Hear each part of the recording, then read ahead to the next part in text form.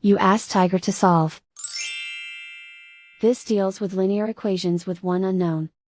The final result is a equals -2. Let's solve it step by step. Group all a terms on the left side of the equation. Add 4a to both sides. Group like terms. Simplify the arithmetic.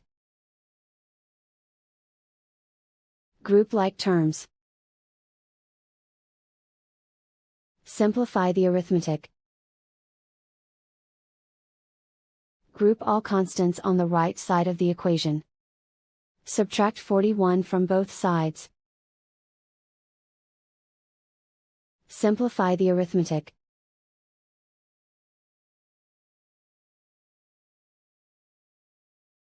Isolate the a.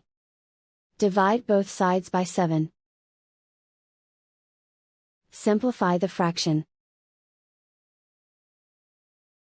Find the greatest common factor of the numerator and denominator.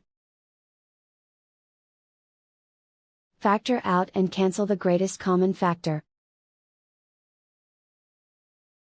And so the final result is a equals -2.